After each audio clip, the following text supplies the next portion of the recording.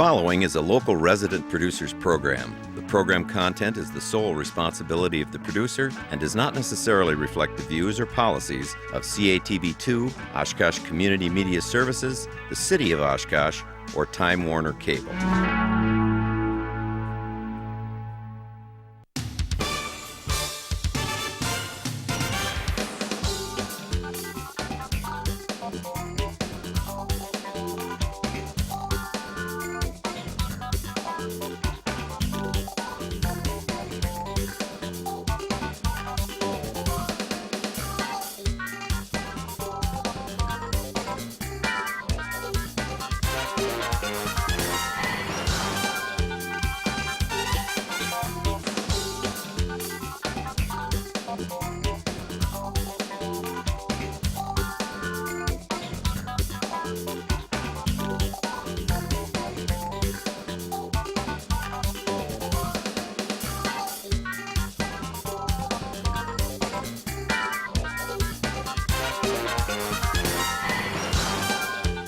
Everybody, welcome to Eye on Oshkosh. Cheryl, Hentz, and Dan Rylance here, and we're very pleased to welcome back. He's been on a couple times for different reasons. Once when he was running for office, once when he was doing something else. But tonight, Bob Cornell is here. He's the president of the advisory board for the Oshkosh-Seniors Center. Just recently re-elected as president, right? June. All right. Well, congratulations on your renewed position here. I must have them all buffaloed. They keep re-electing me. Well, you're a good man to have. There's no recount on the vote? No. No. That's no. Okay. We no bypass. recalls. Yeah. And our elections are not expensive. So I see. Well, that's good. Neither is the campaigning, apparently. I didn't even hear anything about it. So. Right. But anyway, we're happy you're here. You wanted to come on and talk about some changes that are going Right. on at the Senior Center. So let's start with the very first one. Reorganization into the city structure and the Parks Department from the Health Department. Okay. I know Mark Ziemer's been on in the past. Right. When it was sort of under his Right. Under his purview or right. guidance. But so tell us about that change. Well, previously, and this goes back to the start of the Senior Center, it was under the Oshkosh Community Development part of the city staff, which made sense. When the health director resigned his position and they asked Mark to take it in an interim position, it became big enough to be its own department because it became health and senior services. So at that time, it became a department with him as the head of the department. Well, when the transition came with the county and Neenah, there's no longer need for him to be involved in health, which is a great thing for the senior center. And so it reverted back to just being an entity by itself, which is not big enough to be a department. So and I really applaud Mark Roloff for this, putting it under the Parks Department because Ray Maurer has previous experience in some of his past jobs.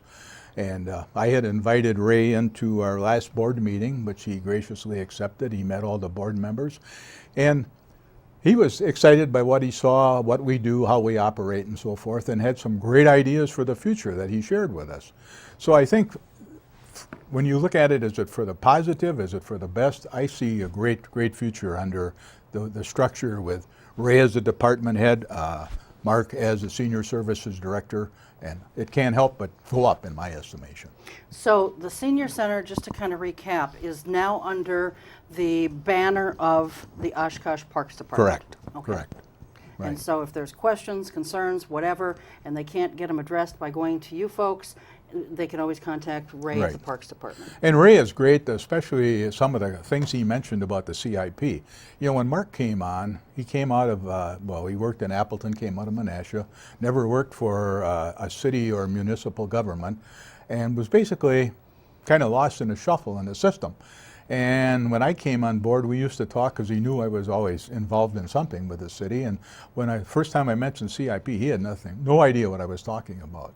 And this, with Ray at the helm there now, and Ray's worked with us for all the years that he's been involved, it's just working. We got things that we were able to get into CIP for the next 5 years, which I thought was unimaginable a year ago. So it's a definite super direction to go in, I think. Sure. And for folks out there who don't know what the CIP is, it's Yeah. Capital Improvements Project. Correct, So, correct. go ahead. Why not leave you alone? Why do we always have to consolidate, make things into bigger organizations? Isn't that part of the problem with this country? We're always losing individual identity for this reorganization. No doubt about it. No doubt about it. You look at the way different things happened within the city since the change in city managers, and you look at the reorganization, and I agree with you. There's no doubt about it. But it's change, and I love change as long as change is for enhancement or betterment. Sure, I understand. And Ray is a wonderful. I don't Oh, mean that. no, But it just I understand. It's Right. a tendency always to. Right. You gotta be with them. You can't be by yourself. Well, and some people would probably take it as a slap in the face, a slap on the hands, or a step back. And Mark is very excited about it because he's got some tutoring there and mentoring that is definitely in his favor and is going to improve the senior citizen services. So, it's a great future to look forward to. Okay, one more mildly negative thing. Will the Parks Advisory Board then, which is in sort of the think tank, will that include then senior citizen issues? Absolutely not, from my understanding. Now, could that change? Okay. That's high possibility. But right now, their board is strictly parks and has nothing to do with senior activities or senior center. Because you have your own advisory. Because we have our own advisory board. But you're under Parks now. Oh yeah, right. I know where you're going. Okay. All right. I had to get those out. No, that's fine. Well, while we're talking about that, I think one of the things I'd like to share with you two and also with the public is there's a great myth out there about the Oshkosh Senior Centers, and I run into this all the time. If I'm in Pick and Save, I'm at the farmer's market, or I'm somewhere, someone will always stop me and say, "You don't know us, but we know you. You're the guy that's always promoting a senior center at the city council meetings." And I usually say, "Yeah, I'm guilty." Then the first question I ask them, "Do you participate in events and activities at the center?" And the response 9 out of 10 times is, "No, I'm not a member." There is no membership. There never has been a membership. You can put that no in caps, bold, underline, anything, but there is no membership. And I don't know, as much as we promoted that in the last 2-3 years, how you can get that across to the public, that it's there for if you're 50 and older, it's there for your use. But there is no membership. Sure, there's some fees for things, but there is no membership. And it's a confusing issue with the general public. And that really concerns me because I run into that weekly. So Take that one step further. There is a tendency among some seniors, not the membership issue, but they just don't want to go to a senior center.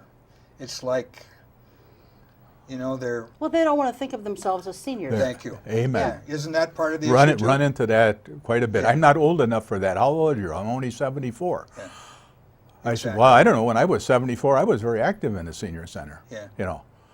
So, and age is only a number. Sure. You two are You're- eligible. You're over 50. You can come and use it anytime you want. I will say something about that, though. Probably about, oh gosh, I don't even know, maybe 13, 14 years ago, they offered a course that I was very interested in taking. It was taught by a professor from the university, and I was very interested in it. At that time, I was not 50. Okay. I wasn't even close. Right. But I wanted to take it, and I called up, and they were very nice and said, of course, Well, you sure. can take it. It was, I think, a $10 fee to take the course, very nominal. Right. I took it, and I felt right at home with the seniors who were there. Certainly I was the youngest, but that didn't matter to me. Like you said, Yeah. age is just a number, and That's I right. felt right at home and got a lot out of the course. And so, if there's something, and we're going to talk about your programming and stuff Okay. During this segment also, but I guess that's the other message is that, yeah, it's there for people 50 and up, but if there's something that someone is really, determined Yeah. to, that they want to participate in, they're not banished from doing And so. I think where a lot of the confusion comes in when it gets tied in with the Friends, which is the 5013C arm and fund development and or fundraising arm of the senior center. To be a friend, and there is no membership there either, but if you want to be a friend, all you do is you give them $15 a year, you become a friend, and which shows you're willing to support financially all the programs and the efforts that they do, including recruiting volunteers. And so when people think of that, I had one woman tell me on a bus trip with Winnebago Senior Tours, she said, I can't afford that $15 a month. I said, well, somehow or other, somebody's got you very confused. You go in and tell them you only want to pay $15 a year, and I'll bet you they'll make you a friend in a hurry. And she did. And she followed up with me about 2 weeks later, and she said, I'm ever glad I talked to you because the $15 a month was too steep. But that is not a membership again. It's a friend. It's a contribution as a friend. So, And which you don't have to by the pay way, that in order to participate again. I brought one of these along for either one Oh of boy, you too. look at him! Look at him! I knew it was Always coming. hustling I for knew- money. I knew it was That's coming. why he Yeah. called me and wanted No, to be on the show. And he made special colors for us. So that we'd be, The neon green. Wow, they stand out. Thank you. Yeah, and that's why he's running. That's He's why going to he's be the- monitoring this now to That's see why if he's we the president donate. of this group. They have a good spokesman. There are some other things going on. Okay. You mentioned that there's some renovations and upgrades going on. Yeah, What are we you doing over there? for 2 years we not debated, but you work through these issues, and because you're working in a municipal setting, the wheels turn somewhat slow. Well, we thought we were all set to put in some new flooring, and the new flooring is strictly in the walk-through areas.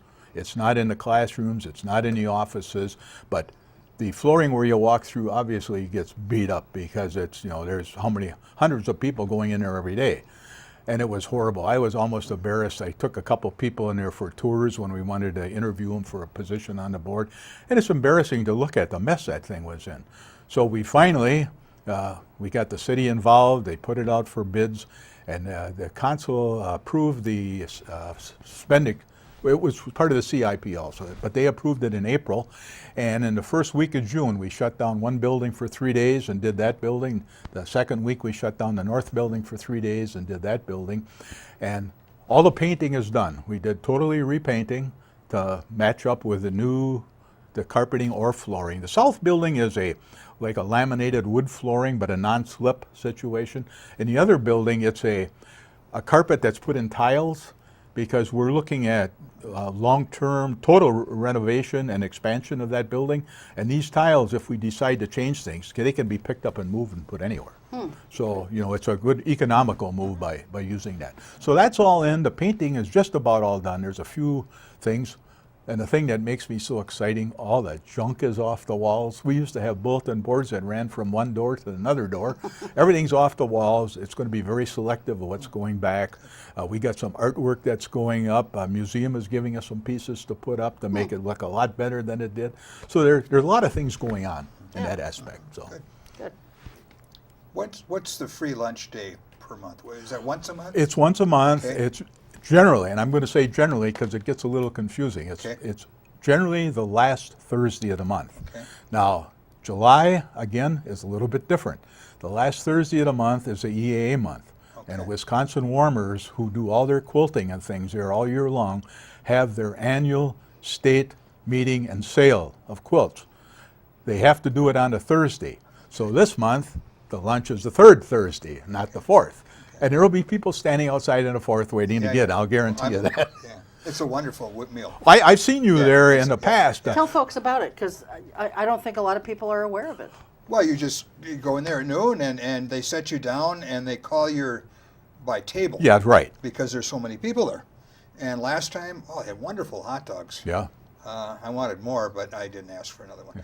But there's a lot of people. Oh, yeah. Huh? And what's the cost? every other month, free. it's free. Free. Just make a Yeah. donation. Every other month, it's either the men do the cooking or the next month the ladies do the cooking. Yeah. And during the winter, it's always soup. Soup Thursday, Okay. and they'll change soups throughout the entire winter. And of course, there's a lot of things that go with it. Now, this last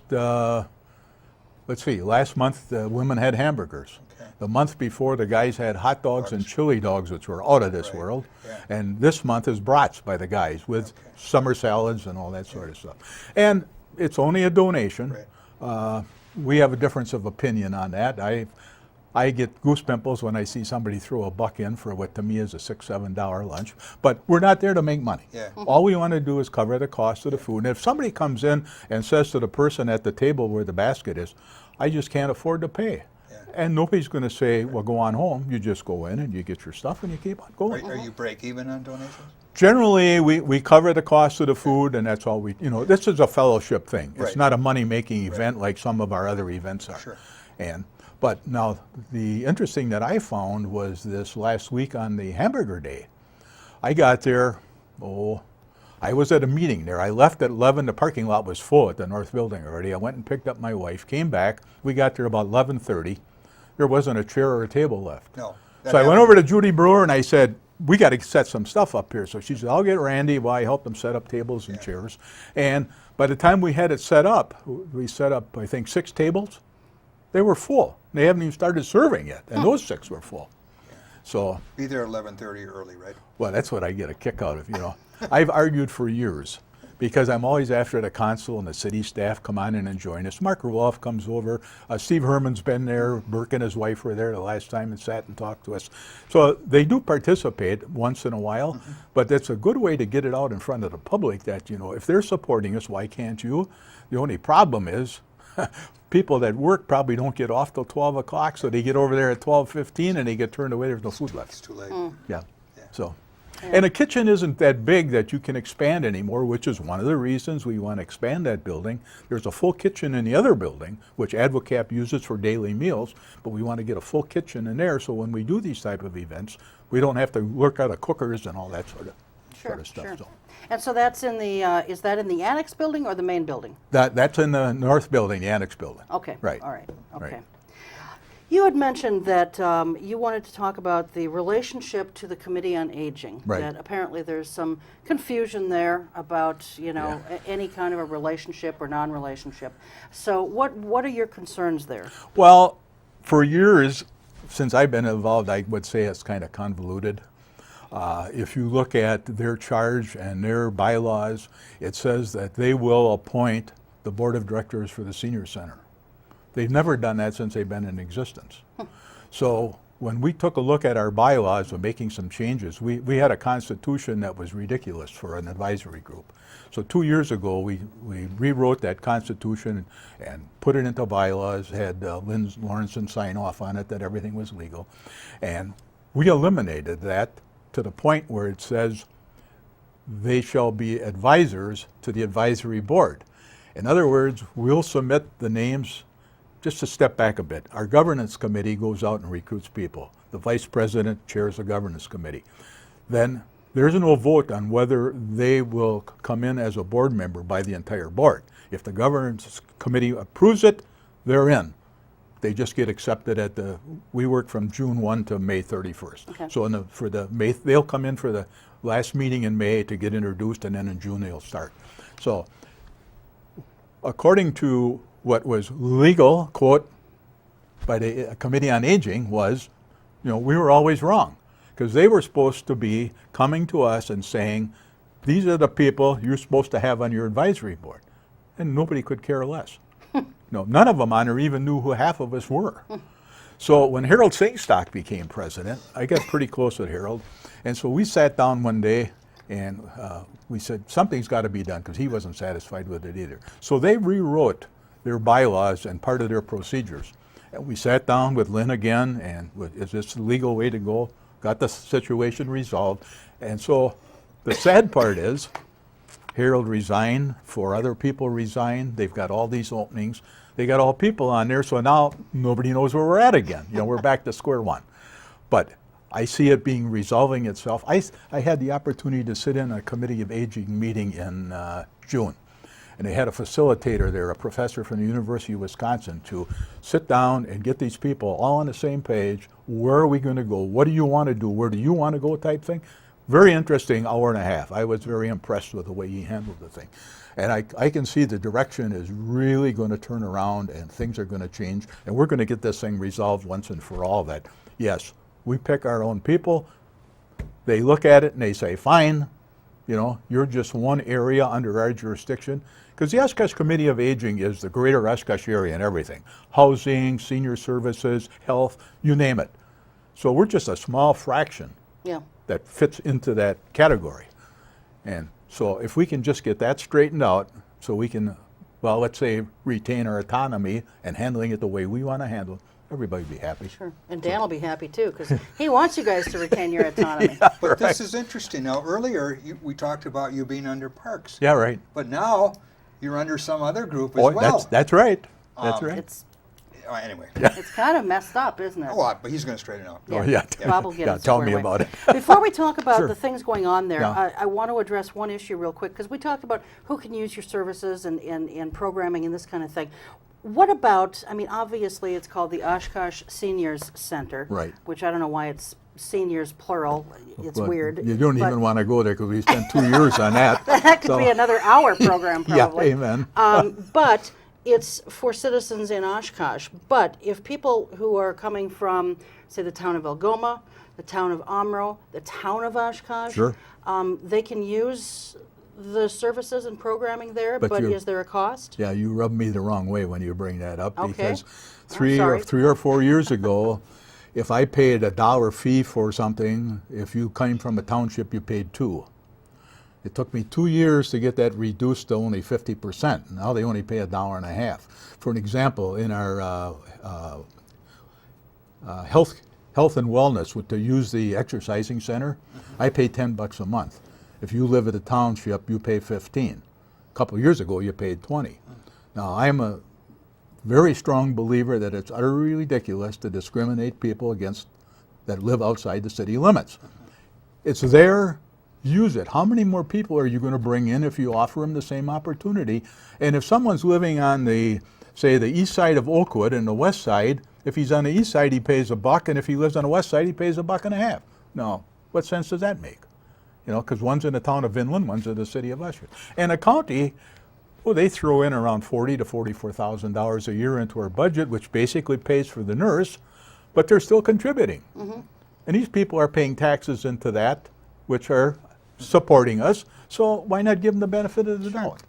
But I haven't sold that one yet. So. But how do you, how do people, I mean, do you ask when someone comes in for an activity, do you ask to see their driver's license, to see where they live, or is it just on an honor system? It's, well, when you come in a receptionist, you're going to say, I want to sign up for so-and-so. They'll give you a form, which means put your name, your address, and this, and you can tell right away whether you're in the city or you're out of the city. Okay. Now, which is another interesting thing with our board of directors. We've got 12 that are appointed by the board. Then we have one who is a representative of the Committee of Aging that sits in, and one from the Friends Board that sits in. Now, of our 12, 75% of them by bylaw have to be residents of the city of Oshkosh, but 25% can live in a township and participate. There's a lot of things that kind of need to get straightened out here and amen. streamlined, right? Right. Okay, let's talk about your programming. Sure, What good. kinds of things do you have going on there, Bob? Well, one of the most interesting things that I wanted to definitely point out, we want to talk about a few up and coming things, but if you look on, let's see, the page 11,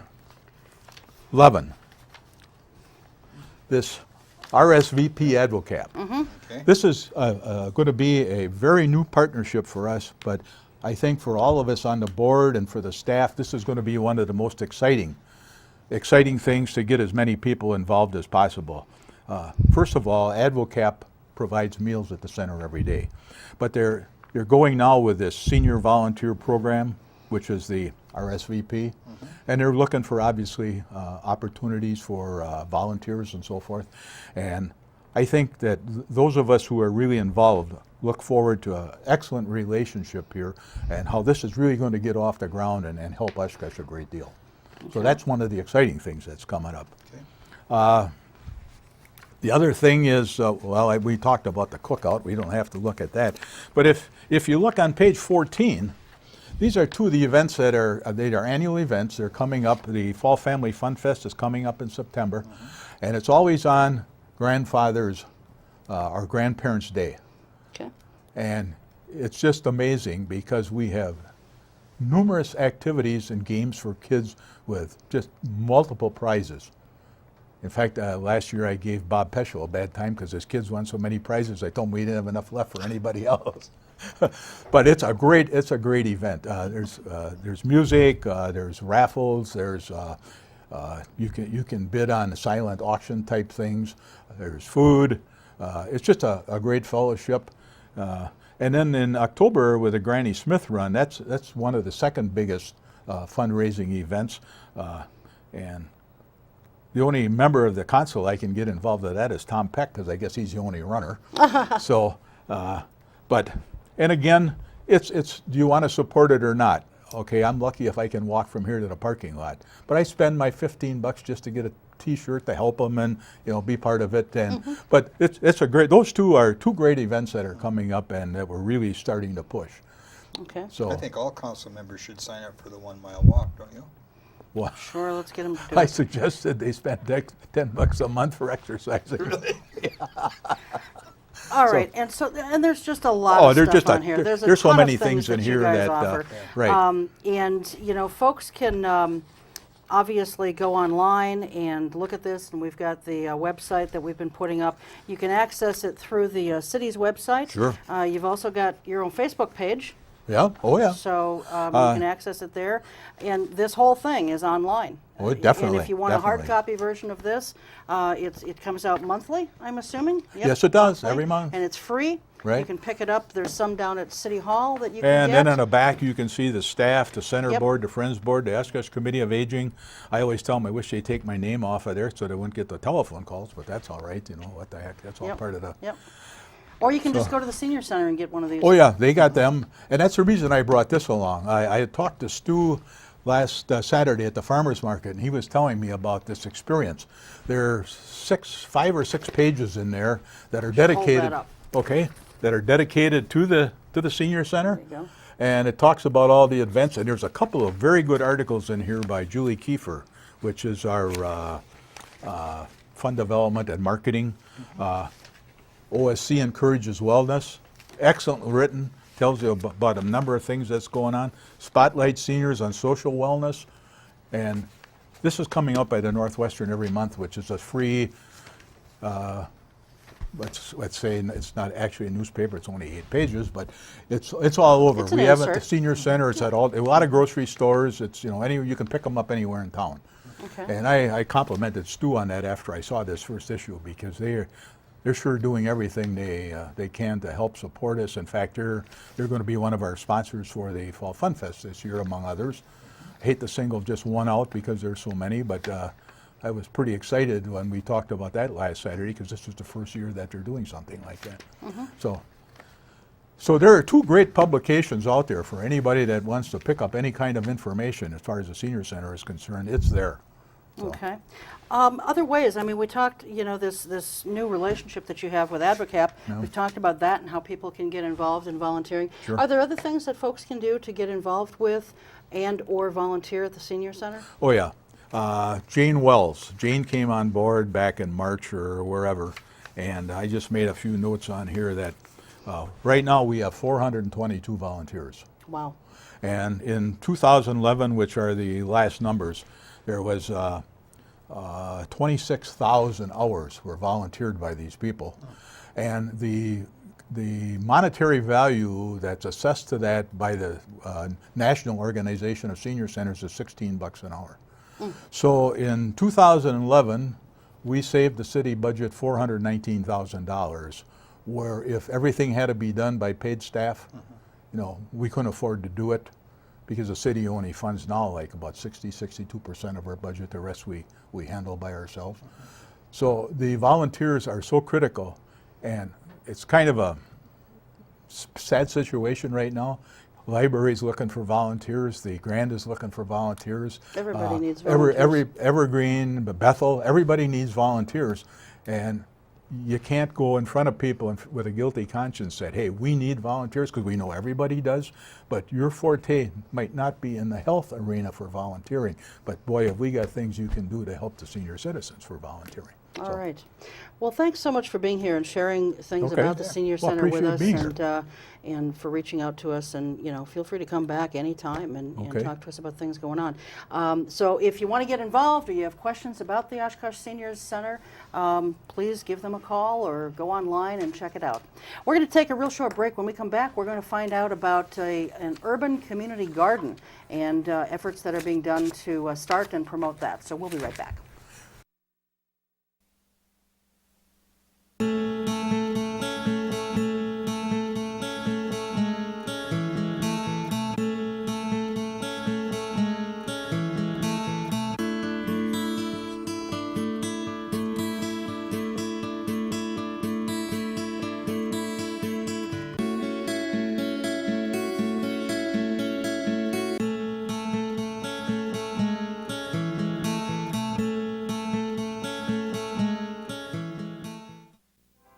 Every year, the U.S. Department of the Treasury receives about 1.4 million reports of problems with paper checks. Checks can be lost, stolen, or delayed. If you still receive Social Security payments by paper check, Treasury wants you to know about a safer, more convenient way to get your money. The Direct Express Prepaid Debit MasterCard. The Direct Express card is new and is available to anyone receiving Social Security benefits, even if you don't have a bank account. Your monthly benefits will be automatically placed onto your card account each month on the day your money is due. While other debit cards cost money, it is possible to use the Direct Express card for free to make purchases, pay bills, and get cash at thousands of locations nationwide. There are no sign-up or monthly account fees. No more waiting for the mail or worrying about lost or stolen checks. Call 1-877-212-9991 or visit www.usdirectexpress.com.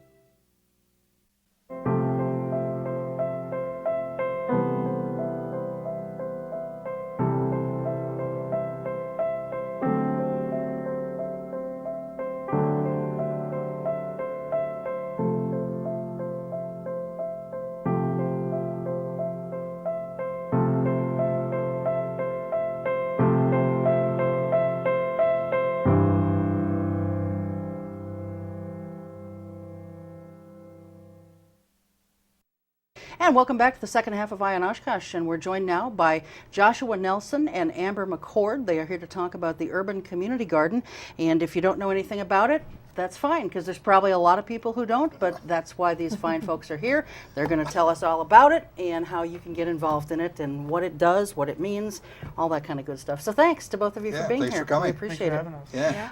Let's start by first explaining what the Oshkosh Urban Community Garden is. What is it and where is it located? Well, that's exactly what it's a garden. You can grow fruits and vegetables. It's for the community, so anybody who wants to come garden. This season we have 17 beds currently, and they're all filled up, but we're hoping to expand and grow on that in the coming years. And we're located on the 600 block of Jefferson Street between Irving and Parkway, directly behind Main Street Resale. All right. Okay, that puts it in perspective. Because when I first heard about this, I was thinking it was kind of on the corner of Jefferson and Parkway, because I know there's a lot of green space there, but I think that's like a little kind of neighborhood park or something. And so it would be further north on Jefferson then. Mm-hmm. Yep. So. Just a little bit north. Yeah, on the west side. Yeah. And how long has, I mean, this is your first season, so you started this up when? Well, the actual project started about a year and a half ago, like almost 2 years ago now, right? It's been a while. Yeah. During the spring semester of 2010. Okay. And who came up with the idea and why the idea? Because we do have some community gardens. They're outside of the city, though. Was that the appeal with this, is that it was in the city? Yes, that Okay. was a major point, that it would be centrally located. So it'd be easy, to access for anybody who's walking, doesn't have a car. So downtown location was key. Okay. And now you guys are both from the university. And so did this sort of start at the university level? Was it part of a project, or tell us how it got started? It started out as a school project. It was a paper to be written on. We were to imagine we had a $500 grant, and what could we do with that money to create a positive impact on the community. So initially our idea was we do a pocket park, and then in our pocket park we wanted to have a little small space for gardening. But there were some challenges with getting a park approved in the inner city, and it's such a small lot. So over time, it just developed and evolved into, an urban community garden, which we think is beneficial to the community, to bring people together and give them a common purpose and a goal to succeed together and make those lasting relationships. Okay. Who owns the land? It's a city property that's on there right It's now. like 2 or 3 lots, aren't there, on that side? There are 3 lots. 3 lots, yeah. City owned. Yeah. And you they- guys probably, for time-wise, you're not planning to go in and remove the grass. You decided to go with the raised beds instead? Is that- Right. you're They gonna are keep- raised You're going beds. to keep the raised bed idea? Mm-hmm. Yep. Right. Yeah. Explain to our viewers what a raised bed is, just. Well, raised bed is a box, essentially, made out of wood. Okay. Ours are 12 inches high. They're 16 feet long, Okay. so 4 feet small ways. But It's a large bed. Looks like a big coffin. Yeah, really big coffin. Yeah. It's a perfect size though for a family, Okay. and a raised bed is a lot easier to work in than if you were to plant straight in the ground. You know, so there's many advantages to a raised bed. I'm sorry. Now, how many raised beds do you have? 17 total right now. Okay. Currently. Currently. And so, are they allocated to different people? Yes. Oh, they are? Okay. Yes. So, tell us about that. Well, we started off with, our initial plan was to just till up the land, Right. break it down into segments, and just give each person an area to work in, with an area set aside specifically for communal labor, where people work together on it. And that food was meant to be donated to, I don't remember what the name was. We had a lot of different we sources had a few to different donate to. ideas, or just be sold to the farmers market to go into funding for future expansion and development of the garden. And but we still do have 2 communal areas Right. designated for that. But as then- well, so.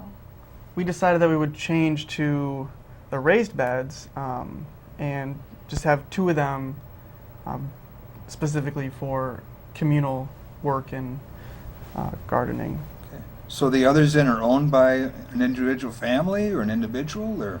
If that individual has a family, Okay. it would be for their family. But there are a few single people that own a single bed. So Are they responsible then to buy the plants and the seeds, or do you provide that, or? they are responsible for their own plants and seeds. We did have a donation from a group called Growing Oshkosh Okay. that donated some plants and such. But it's mostly the individual plot holders' You have access to water? responsibility. We put in, how many was it? 10. 10 rain barrels that Okay. actually feed off of Main Street Resale's roof. They were very good idea. amicable and helped us out with that because we don't have any other source Yeah, of there's water. no There's running, no running water. anywhere. There's no so. roofed structure on those properties. So really, the garden couldn't happen without the help of Main Street Resale being willing to put those barrels off their roof for us.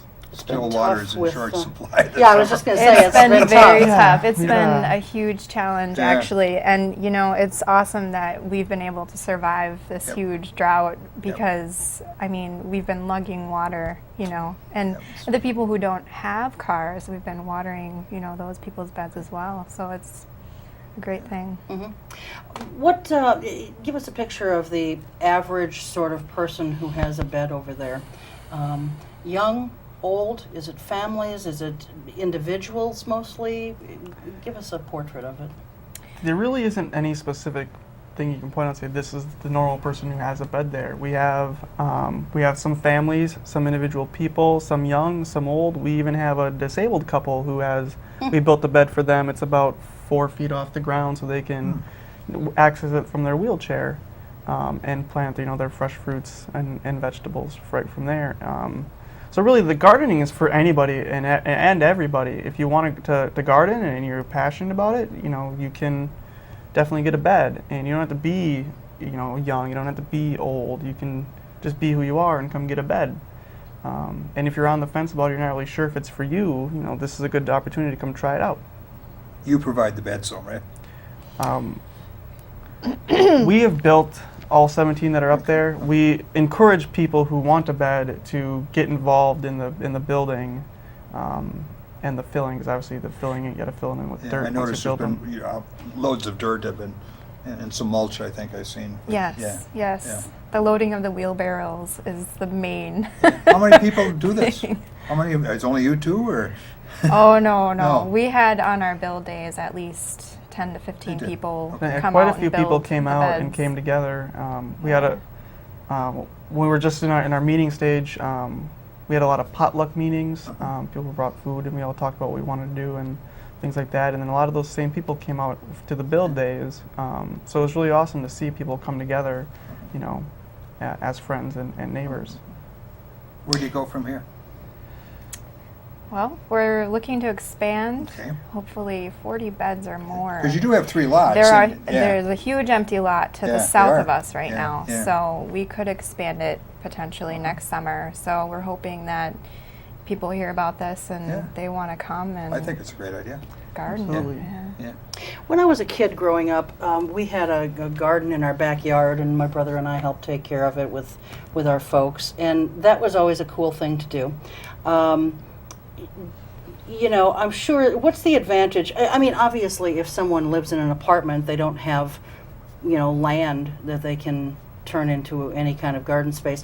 But if someone has their own home and they've got a yard, per se, what would be the advantage of doing this as opposed to just putting a garden in at home? Is there more of a, I mean, obviously it's a community garden, so you're going to have some community spirit. Are there any other advantages to doing it this way as opposed to doing it on your own?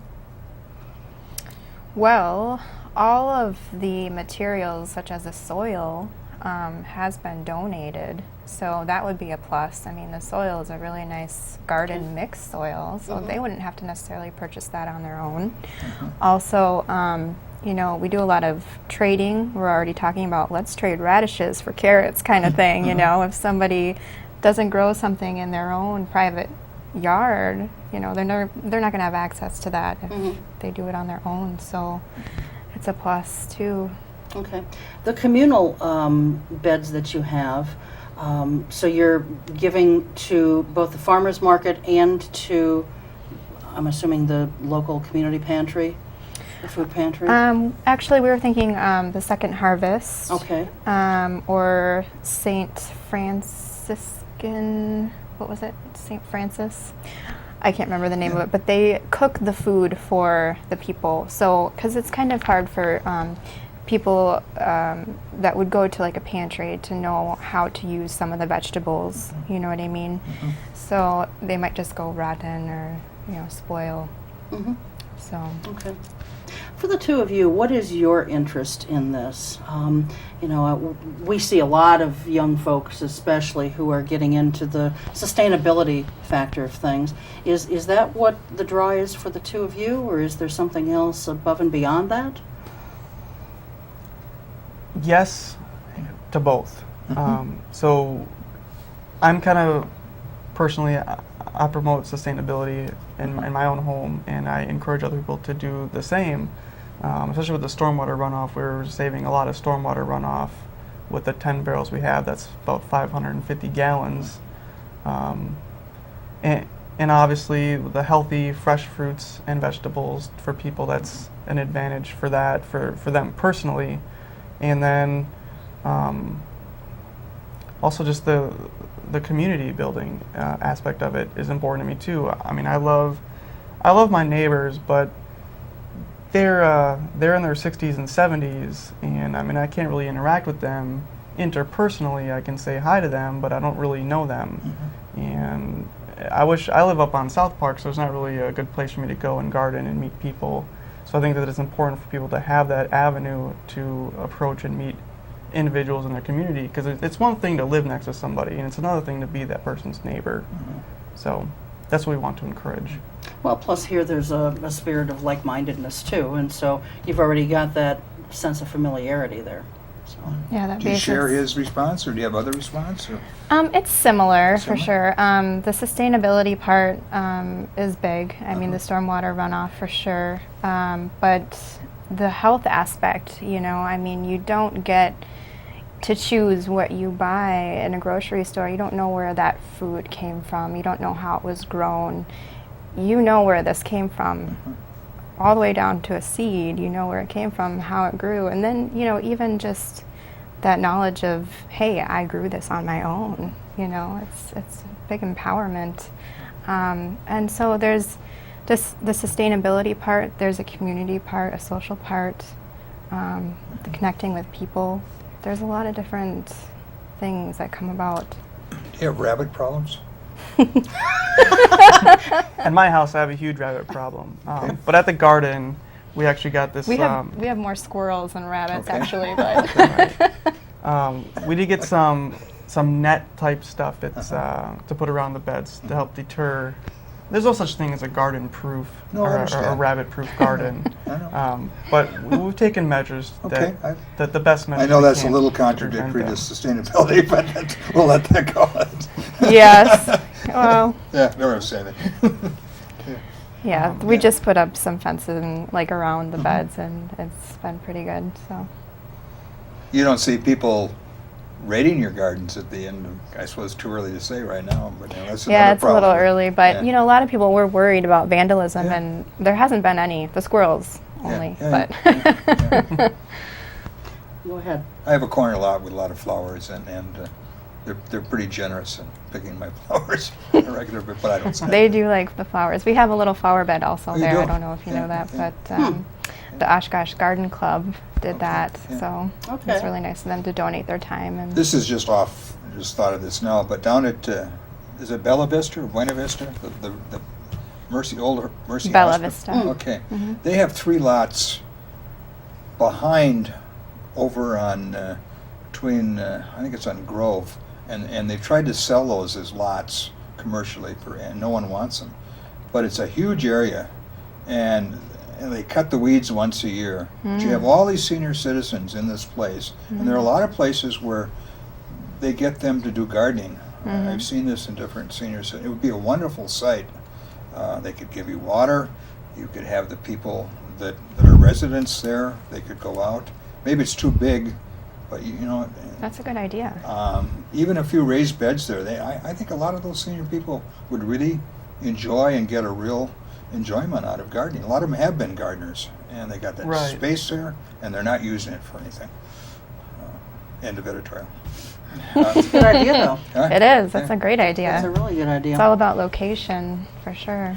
And we've got your Facebook page that we've been putting up here, and we'll continue to do so throughout the segment. What kinds of things can people find on your Facebook page? We use that mostly for just communicating to the masses, like times and dates. When we plan, like we use it a lot for build days when we're doing our build days to get people aware of what times and what shifts. Because we broke it up into shifts because it was hot and we didn't want Hard people out work. there for 12 hours a day. So we just break it up into shifts. Who wants to take what shift? Those are the things we put on the Facebook page. We ask people questions about how they feel about the direction the garden is going, the things that they think they need, wants and needs that get posted on there. And anything else you can think of? Oh, not really. Or, just a shout out to, hey, I noticed some bugs on your plants. Maybe you need to go take care of them, or whatever. Right. Yeah, it's just a way of communicating easily, Okay, and quickly, yeah. quickly. Obviously, you said that the beds are all taken for this year. You're hoping to expand next year. How does someone go about getting involved with this? Can they contact you through your Facebook page and say, hey, I want to have some space for next year? How do they reach out to Either you? Facebook, or we do have an email address too. It's on the Facebook page. But if they want a bed, just let us know. If they don't want a bed and they just want to volunteer time, they can work in the communal areas. We also do have other volunteer work. They could mow the lawn or trim the grass because we are supposed to take care of that. The city doesn't do that for us. There's other different things that they could do. So work the farmers market. Do you have your own booth then at the farmer's market, or how does We it have one reserved a month Okay. through October. So. All right. How many hours have you people volunteered? Any idea on Countless. how many hours all you people have put in? I mean, this is really a wonderful thing, and a labor of love. Yeah. Huh?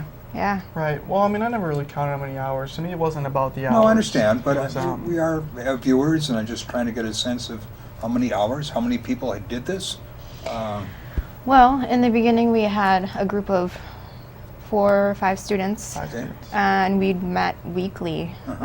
on our project. And then after we ended the semester, we met probably at least once a month, a few hours just to get caught up on things. Then we attended at least 5 to 7 different handful of meetings, city city meetings. meetings. Countless reading emails, interpreting emails. Drawing up blueprints, scratching blueprints have been at least Where did you get 20 all your different. supplies? The dirt, the mulch, and the lumber for the raised beds? The dirt was donated to Okay, us. okay. Oshkosh Garden Club. Oshkosh Garden Club. They they donated some money to us also. Okay. And we got our lumber. I believe we ended up getting it from Lowe's.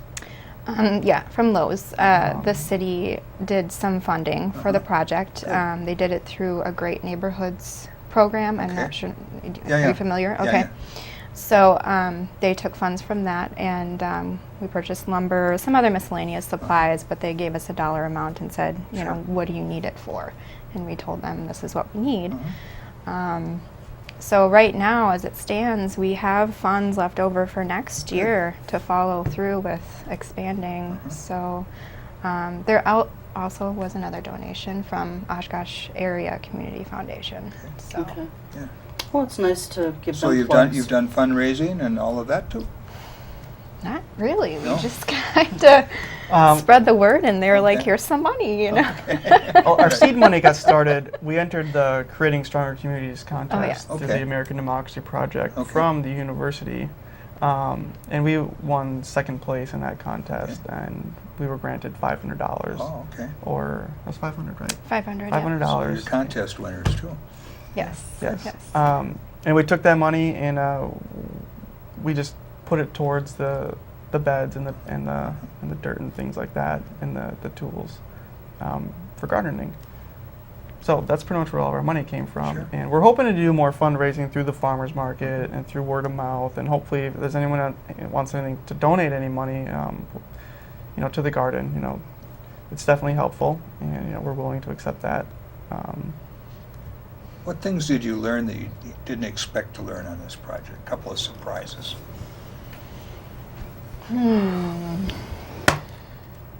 Working with the city takes a lot longer than you expect. Okay.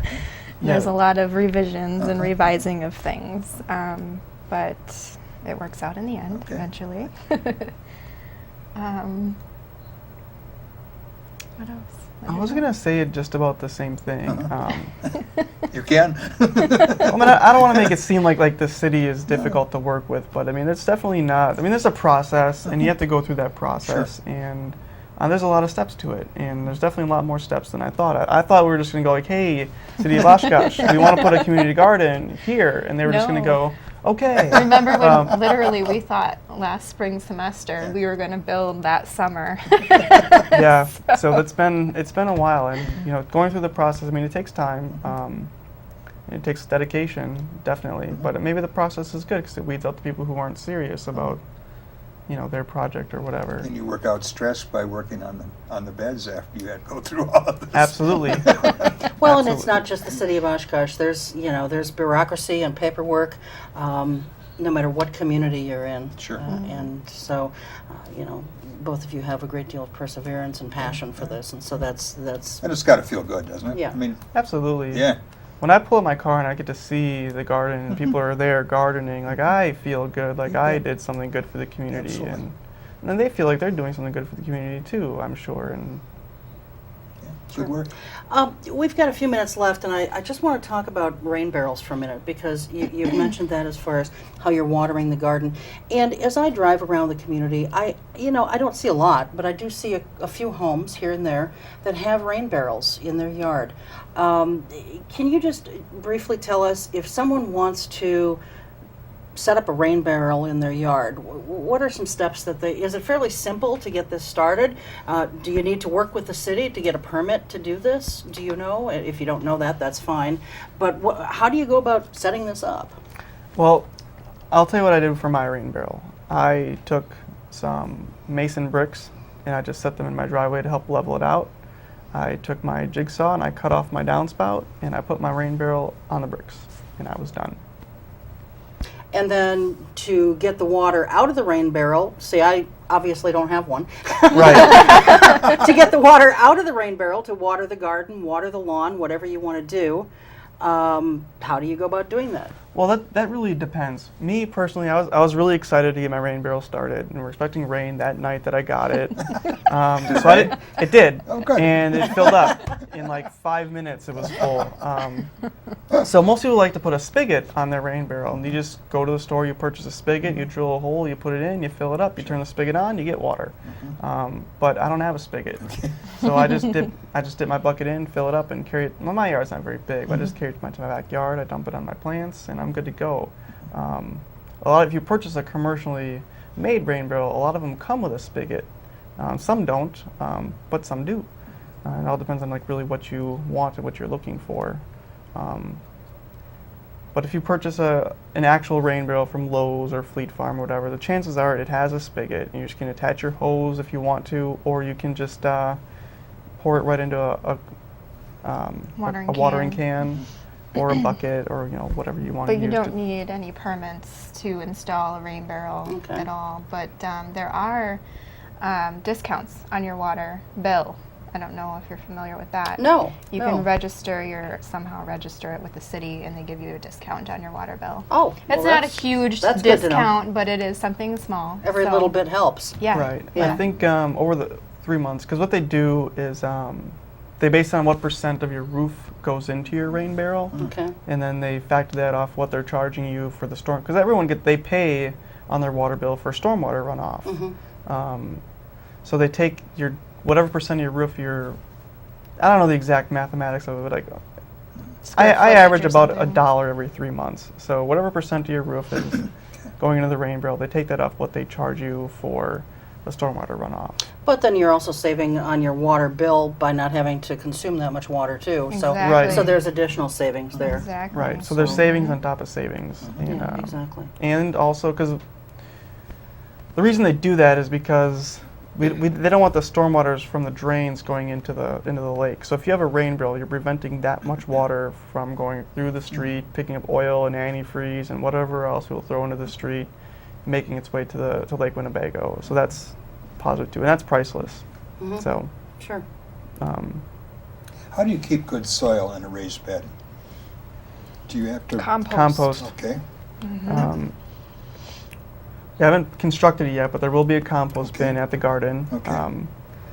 And at the end of the season, just take whatever's deadfall. A lot of plants, they're annual. So at the end of the season, they die and they don't come back. They might reseed if you're lucky, but those will go into the compost bin and they'll break down over the winter, and then we'll just reintegrate those into the soil in the spring, and those will provide the nutrients and keep the pH at the growing optimum for that, and that's going to be our basic reconditioning plan for that. Good idea. All right, excellent. Well, I'm being signaled that our time is up. So Okay. thanks to both of you for being here. It was really informative. Thank you very much. And if you want to get involved with this project, there's plenty of opportunities for you to do so, and where you can also just contact them for getting your own bed for next year or helping out with someone else's. So anyway, thanks very much to you guys and to thank Bob you. in the earlier half hour, and as always, thanks to you. And we'll see you next time. Until then, take care. Keep your eye on us. We've got our eye on Oshkosh.